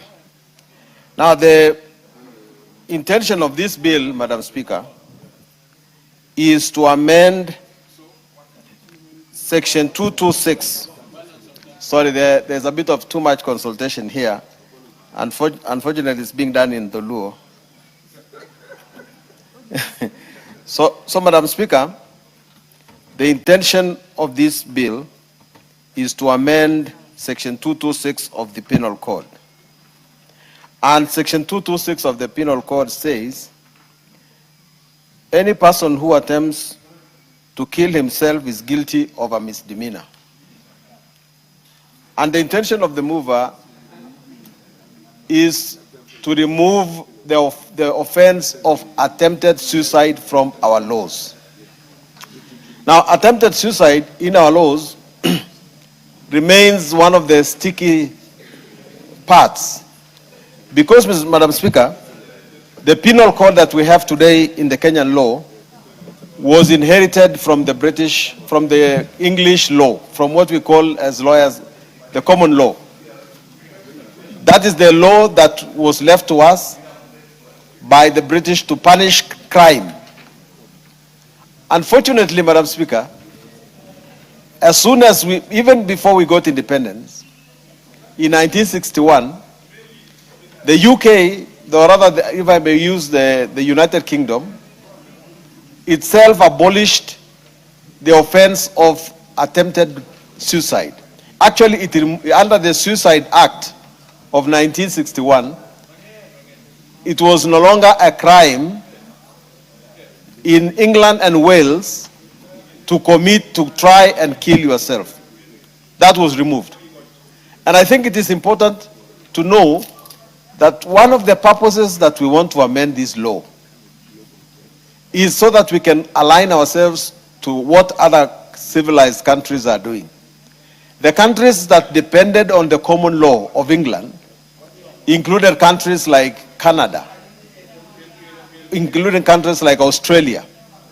And in those countries, Madam Speaker, it is no longer a crime to try and commit suicide. Now, a lot of things have been said about it. Why do we want to remove this offense? I know, Madam Speaker, that there are two ways of looking at it. One, that attempted suicide is against the law. At the same time, attempted suicide is a religious issue. Churches, like my own church, the Catholic Church, consider that taking life, even your own life, is a sin. In the Church of England, which I want to refer to, it is still not possible for a person who has committed suicide to be given the normal church rights. If you try and kill yourself, if you kill yourself, you don't get a Christian burial. But that is as far as it should go, Madam Speaker, because in reality, the argument we use for the sanctity of life is that it is God-given. And it is important that if you commit an offense against God, we leave the judgment to God himself. There are many things that are actually sins in the Christian religion that do not necessarily become crime. For instance, adultery might be punished in church, but it is not punished under our law. So attempted suicide is one of those things where morality and law might differ. But, Madam Speaker, suicide is an interesting offense because the person who commits suicide is both the culprit as well as the victim. Victim being the person who suffers the loss. So we would like to look at more from the point of view of this person being a victim. And the human rights organizations in Kenya have gone to court. And the judge has already given his judgment that in fact Section 226 is an offense, is against the Constitution, and therefore it should be repealed. And Madam Speaker, this is important to know that even in England, the case of Paddy had already proceeded and made it an offense and removed that offense from our books. So in order to match with the rest of the world, it is important to remove this as an offense. Now, many people have argued in this house from the point of view of sympathy that, look, the person who tries to commit suicide is actually guilty, might be guilty of wanting to take his life, but is also a victim of the circumstances of his own brain, of his mental situation. Now, if you want to punish a person who has actually tried to commit murder of himself, but has not completed the offense, what should society do? Should it continue to punish that person, or should we employ some sympathy towards that person?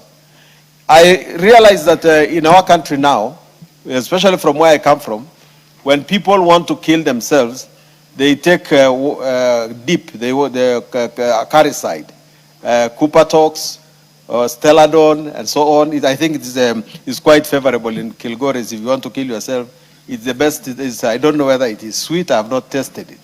But it is a common thing that we don't say committing suicide. We say somebody has taken dip. And when you look at it, most of it has the root in the problems that people have with society. And as our friend Francis Mbuga says, when the madness of the entire nation disturbs a solitary mind, we should not call the person mad. We must sympathize with them because they have a problem, and instead of punishing them, it is also better that we help them. After all, Madam Speaker, attempted suicide is one of those offenses where attempting is a crime, but the final crime itself is not a crime. Because suicide as such is not a crime. It's only a crime if you don't succeed. It's like treason. Treason is only an offense if you don't succeed. But if you succeed, that is no longer a crime. So why should we try and punish a crime that is not successful? We should not do that. Madam Speaker, as I said, most of the Western countries have actually banned attempted suicide as an offense. But of course, we must caution ourselves that the liberalism of the West has gone a little bit too far. Fortunately for us, because we rely very much on the common law of England, under English law, it is still an offense to induce somebody or to encourage somebody to commit suicide. As you know, in countries like Switzerland, Germany, Netherlands, you can go to a doctor and say to the doctor, I no longer want to live. And they just test your brain if it is working very well. If you do not have a mental problem, they allow you to die.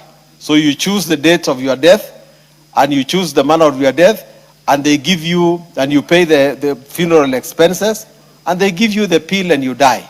This is still an offense under the law of England, and it should remain an offense under our law.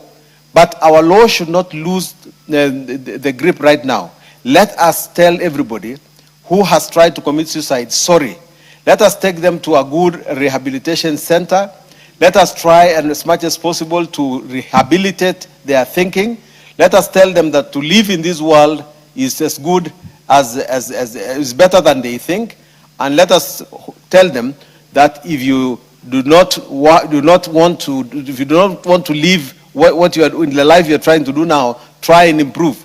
I always tell people when I get to a funeral of a person who has committed suicide, if you really want to die, I think the best thing to do is to take a trip, a long trip.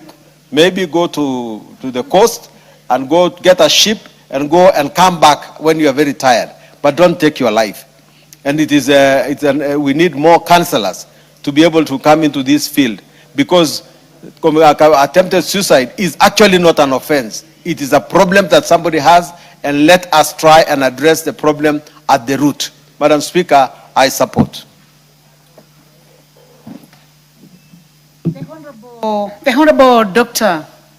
James Nikal, member for Seme and Chair Health. Thank you, Madam Speaker, for giving this opportunity. Madam Speaker, this is actually an amendment that we should have had a long time ago, because I'll just take one major aspect of this. Attempted suicide is often associated with mental illness. Illness such as bipolar illnesses, particularly in the depressive mood. And this is a very common problem. We all know that mental illness is a major scourge in our society now. And another important element of it is that big symptom of mental illness is lack of insight. That is actually the most important, one of the most important symptoms. You do not recognize, or you do not know you are sick. So if somebody is mentally unwell, they are not actually aware that they are unwell. And then one of the symptoms that they exhibit is suicidal ideation or suicidal tendency. Now, if that is a crime, then you are making illness a crime. Instead of actually getting somebody treated, you then actually choose to take them to court and try them. And as we all know, many times there may not be opportunity when somebody is now before a court of law with attempted suicide as a crime.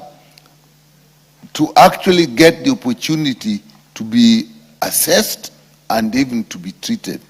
So for me, for all other reasons, I think the fact that attempted suicide is a major symptom in mental illness makes it so almost mandatory that it should not be treated as a crime. It should actually be treated as a sign of illness, and the person should actually be assisted and help should be made available to them instead of dragging them to court. With that, Madam Speaker, I support the bill. Thank you very much. The Honorable Samuel Parashina, member for Kajiado South.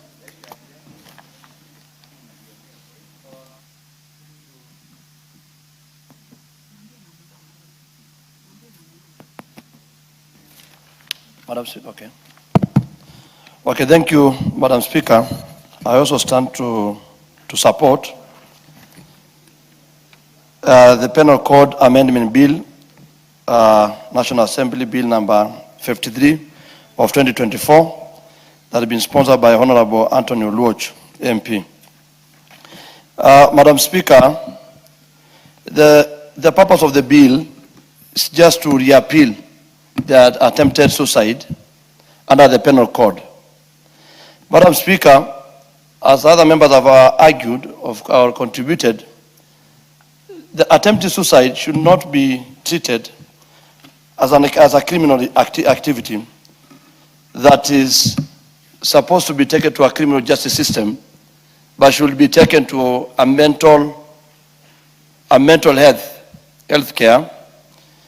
And it's because once a person attempts suicide, we need to check on the cause.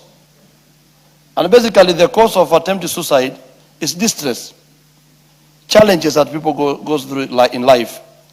Sometimes we find a person, we are not able maybe to appreciate the challenges that we go through in life, perhaps by going to maybe asking for guiding and counseling. Sometimes you find someone goes through a lot of challenges, maybe even in just because of the job, the person lost a job, challenges of maybe even basic things in life, and even challenges in terms of families.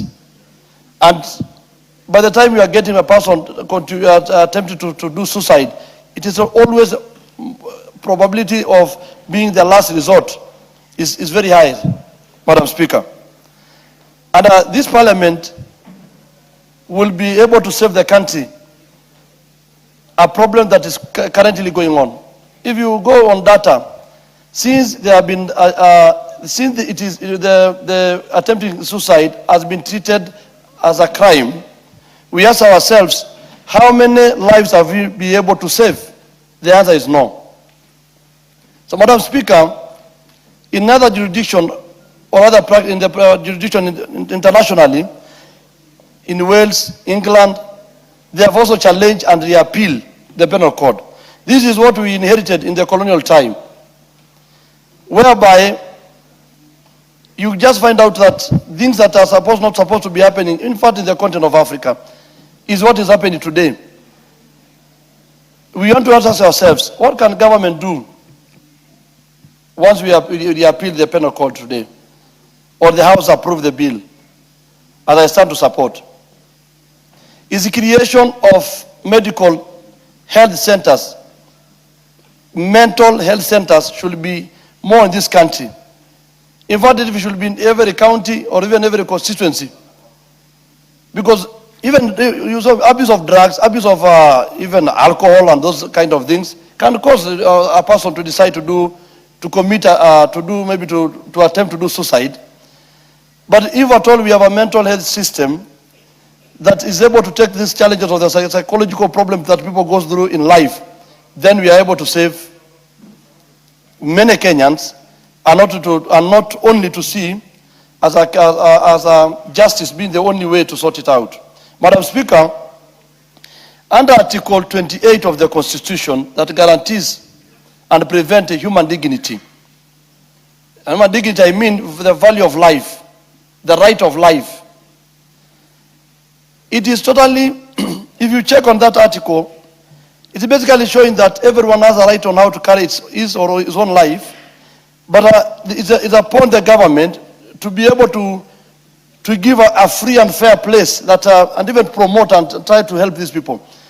I was trying to see why are we not doing public rallies or public campaigns the way people do on polio, malaria issues, vaccination issues. We also put the issue of challenges of human being to be part of a campaign.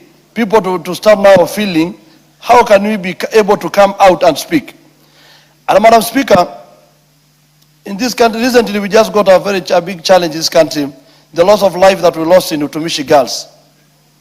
And when I was looking at what might be the cause or what was the problem, you'll find out even the kids, by the time the students are tried move to ban even dormitories, when they know their colleagues are inside.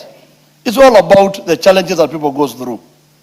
So even if you want to criminalize those, even if we criminalize everyone and criminalize maybe, because that was a bad thing to which has happened.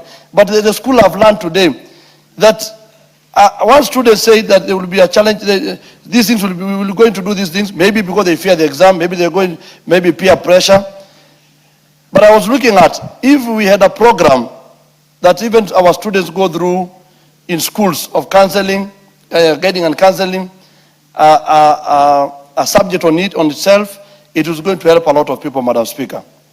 Madam Speaker, this is a bill that I urge this House, let us all of us support. It is something that will help us. It is something that will remove, it will now try, even you see what is happening. I can tell you, Madam Speaker, currently, people cannot afford everything in life. We are not created equally. And we cannot say because I am able to sort out my issues in this line, then the other person will also be forced to do the same. We are not born, our cultures are different. Our beliefs are different. The way we handle challenges in life is also different, Madam Speaker. And I stand to support this bill. Thank you, Madam Speaker. Thank you very much. The Honorable Indikiri Mugambi, member for Buri. I thank you, Madam Speaker, for this opportunity. I have some very interesting statistics on the study that was done between 2025 and this year. Madam Speaker, the suicide cases among men was, the cases reported on suicide, 70 to 80% was men. The age group during the same period, 15 to 29 years old. In terms of regions, the following counties were quoted as having high cases of suicide: Kiambu County, Nyeri, Murang'a, Kirinyaga, Nyandarua, and Meru. Madam Speaker, these are very interesting statistics in light of what we are discussing today. The element of criminality among the suicide. This is a very interesting statistic because, Madam, it is telling us something. What is this that is very common that is causing people to commit suicide? That 70 to 80% are men. That the age blanket is our young people, 15 to 29. How is it coming out in a region that we all know they have the largest number of suicide cases? Madam Speaker, it comes out in so many ways. One, there is a lot of stress in life. We have been taught that there are a lot of cases of drug addictions in some of these regions. There is a lot of stress associated with alcoholism. There is a lot of suicidal cases associated with the normal pleasure of life. Madam Speaker, the cases of illegally, they are very minimal these days. Because there are some people who are saying your family commits suicide. But no, it is not coming out statistically as it used to be before. But if you look at the mental cases associated with stress, Madam Speaker, is quite an worrying situation. Madam Speaker, there are cases where people have become terminally ill and they want to take their life. That's another cause. Madam Speaker, there is what is called forced suicide. You know, you can push someone until you are told to commit suicide. And lastly, Madam Speaker, there is something called religious suicide. The Al-Shabaab, they go and commit suicide. Now, Madam Speaker, this is a very important bill because really we cannot criminalize some of these people who have committed suicide because of stress. Mental illnesses appear because life is so difficult. We can also go ahead and see that not very poor people who commit suicide, interestingly, the people who commit suicide are from very rich families.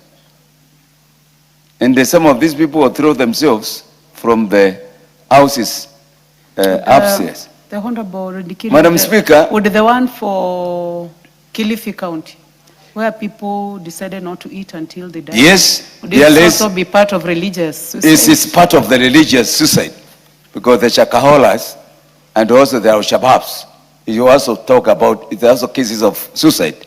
So, Madam Speaker, it is not right to criminalize these people.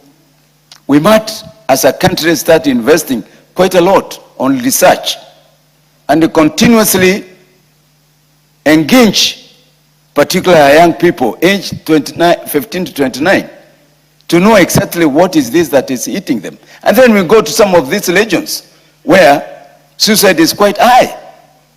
That will give us some case studies, but also we cannot criminalize these people. Let's give them counseling. Let's provide health rehabilitation centers. Let's understand their kind of situation. Let's try and talk about this issue of suicide publicly without hiding. Madam Speaker, it's very unfortunate that we educate our children. At the university, they commit suicide. It leaves it straight to the parent. So it is a very emotive thing. We would like to give these people a second option of life.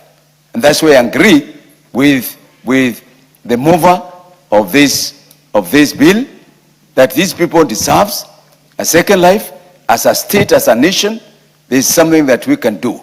And I can assure you, if we continue talking about it, public awareness, rehabilitation, we will come up with a solution. We cannot condemn our people to gallows of death, knowing what they have gone through is not their cause. Madam Speaker, we are not the only country that is trying to bring registration. We are part of the global network. Other countries are doing the same, and I would like to say Kenya is not in isolation. Let's address this issue from local, national, and at the international. Madam Speaker, I support this amendment, and I tell my very good friend, Orioch, thank you very much. I don't know why. These days you are coming up with some very interesting amendment. Do you have a lot of cases of suicide in Madhali? I can't set it in statistically. I don't know the reason why. But I think, thank you very much, because you are patriotic Kenyan. I thank you, Madam Speaker. Thank you. The Honorable Mary Emase, member for Teso South. Thank you, Honorable Speaker. From the onset, I also want to support the proposed amendment, called Amendment Bill 53 of 2024. Honorable Speaker, when people commit suicide, they commit suicide for reasons. Sometimes one feels they have gotten to the end of it. I hear some of them say, I'm tired. Meaning there is a lot of hopelessness. They feel trapped. They feel like there's no way out.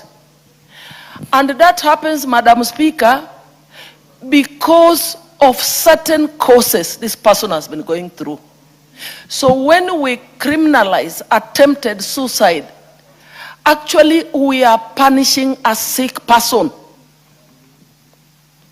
This person should be given support. There should be someone coming to say it is okay, it will be well. They need psychological support, they need counseling, they need to see a doctor. Honorable Speaker, this is a very good bill. We should decriminalize attempted suicide. Article 43 of our Constitution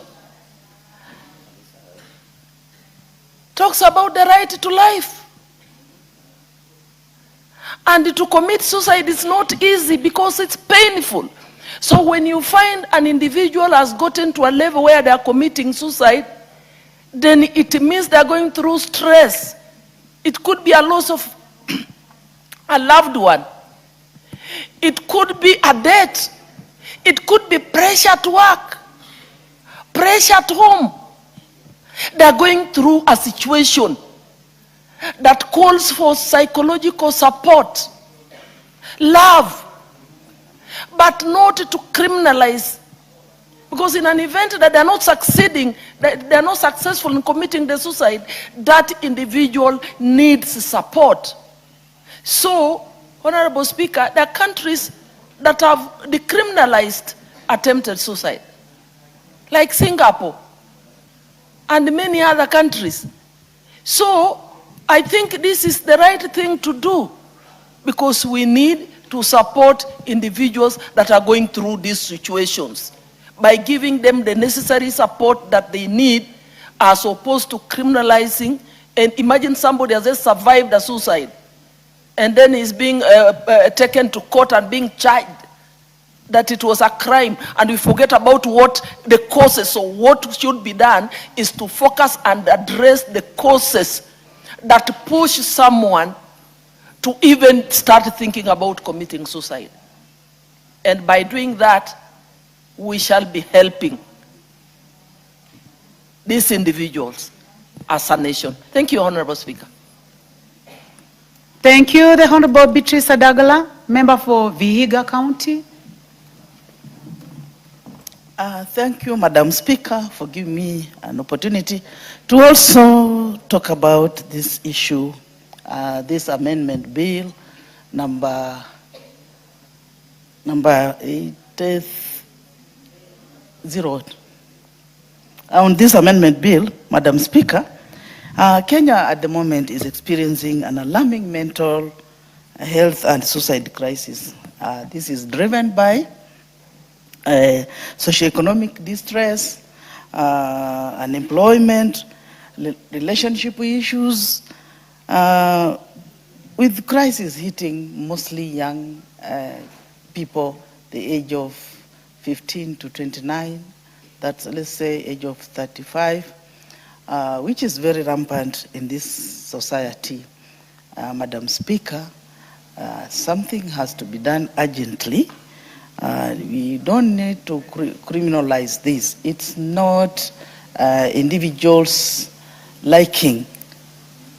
Life itself is forcing people to go to some extreme extents. We have drug and substance abuse.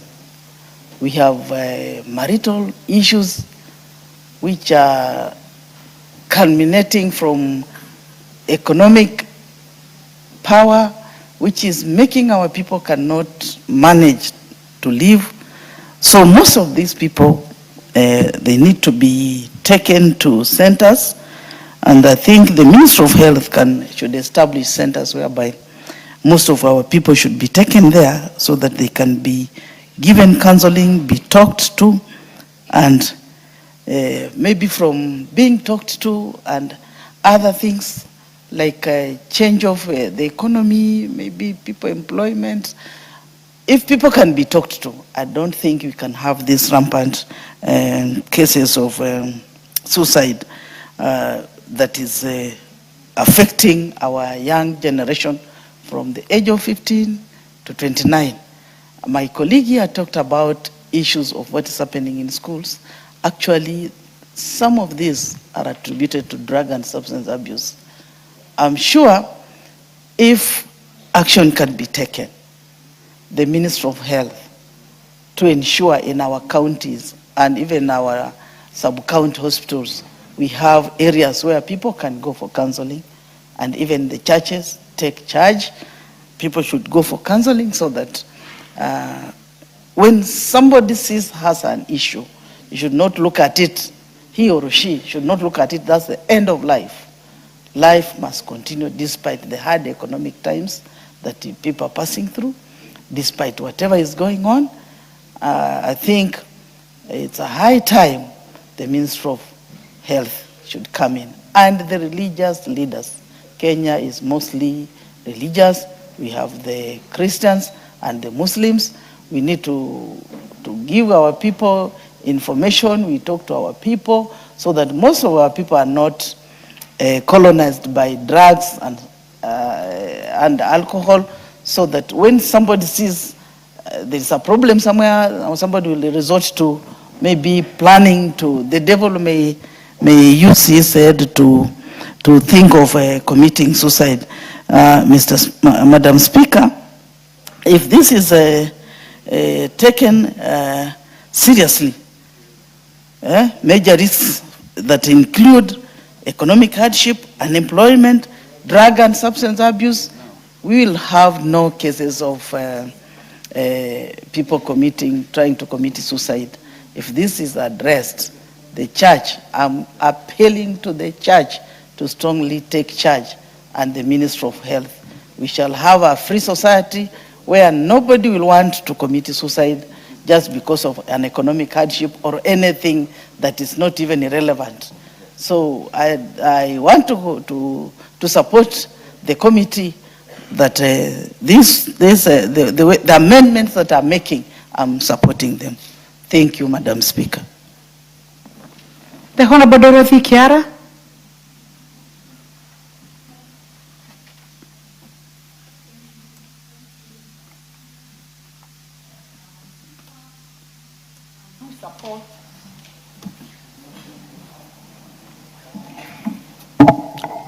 Thank you, Madam Speaker. Madam Speaker, I do support this amendment, and Madam Speaker, I'm saying it has come in handy when, Madam Speaker, we must think critically on this matter of decriminalizing suicide. Madam Speaker, suicidal people are sick people, Madam Speaker. Madam Speaker, before someone reaches the stage of suicide, we normally start with the small things that we think don't matter. In psychology, we start with stress. When you become stressed, sometimes you are not in your normal self. Then from stress, you graduate to anxiety. When you start becoming anxious over things, you are not yourself. Then, Madam Speaker, we also go further and enter into depression. Depression is a stage in life where you just feel you are off, you just feel you don't know what to do with your life, and you feel deeply that you have been neglected, you have been betrayed, you have been left by people that you thought would be close to you. Madam Speaker, in all these circumstances, a suicidal person is not aware of what he or she is going through. Madam Speaker, the primary act of identifying a suicidal mind must start with the people who are close to you. The people who are very, very close to you must be the first people before you even see a doctor to notice and realize that this person, there is something that is not right. And Madam Speaker, in most cases, when people enter the final stage of depression, this is when they become hopeless. This is when they feel dejected. This is when they feel they don't have anybody holding on to them, and they just feel as the last resort, let them leave this world. Madam Speaker, it is difficult for us along the way to identify these people and take them to the hospital before they do the act. This is why I've said, Madam Speaker, the primary person who should identify a suicidal mind are people who are close to you, your peers, your teachers, your parents, your brothers and sisters. Honorable Speaker, it is interesting because the World Suicidal Day is globally celebrated, Honorable Speaker. It is recognized and celebrated across the world on 10th of September each year. Apparently, this happens to be my birthday, 10th of September, as much as I've never had a suicidal mind. Madam Speaker, it is good that as we think of what steps the government should take, it is first of all to acknowledge that, Madam Speaker, suicidal people should be identified by others. Then number two, Madam Speaker, we should ensure that we treat them with a lot of passion. They need to be loved. They need to feel that the world has not come to an end. May it the feeling that they don't have jobs, they don't have money, they have been rejected by the people they loved most. And in most cases, Honorable Madam Speaker, the young people, like in our midst, our young children will always think of suicide as the last resort when they feel their lovers have left them. Honorable Madam Speaker, it is up to us as we go through our daily life, even in our institutions of learning, even in our schools, even at the university level. Let us have a moment of counseling our students by ensuring that they go through counselors to tell them being rejected by a loved one should not be the final thing in their life. There are always men and women who are ready to pick them up and love them again. Because, Honorable Speaker, we have seen very young girls, very young men in our society even deciding to kill their young lovers simply because a girl has said no to their advances. Honorable Madam Speaker, it is up to the schools, to our learning institutions, to have guidance and counseling tutors in every stage of the child's growth, so that these children can be taught how to go through life, how to persevere, because this life is about perseverance, Honorable Madam Speaker. Madam Speaker, it is not easy even for us as politicians. Sometimes the expectations in life, even among politicians, is too high. Let us not look at suicide as it is only for the young people, even older people. As we go through even this political career, it is extremely very difficult, Honorable Madam Speaker. Sometimes you are very certain that you use all your resources in the belief that you are going to secure your possession. You use up to the last penny. Honorable Speaker, even as politicians, we need counselors so that we are prepared to know that even in the event that things don't turn our way, suicide should be the last thing that we should think of committing. So, Honorable Madam Speaker, let this matter be treated like people who are suicidal are not criminals. It should not be criminalized. There are people who are not in their right state of mind. And Honorable Speaker, I comment that this committee and I support this bill and say, Honorable Madam Speaker, if there is any bill that is progressive, it is this bill where we treat suicidal people like normal people in the society who need our help. Honorable Madam Speaker. Honorable, order. Honorable Emase, anything out of order? I want to raise a point of order. According to our standing orders, Honorable Speaker, and going by the mood of the House, since we are all agreeing with the bill, I would like to call you are not on the mic. You are not on the mic. You are not on the mic. Please be on record. Honorable Speaker, I was saying, going by the mood of the House and with our standing orders, we seem to be agreeing with the bill. I want I would want to request that you call the mover to reply. It might be the mood of the House, Yes. but however, you just spoke to this bill, so you are not qualified. You are not qualified to do so. You require someone who has not spoken to the bill. Thank you, Madam Speaker. Actually, you spoke very well. Thank So you. now you do not qualify. I give a minute to the Honorable Kiara to conclude. Thank you, Madam 1 minute, Speaker. please. Madam Speaker, I was almost concluding, but now I think I'll start afresh again. Madam Speaker, I want to say... Honorable Kiara, you have just about a minute. Yes, Honorable Madam Speaker.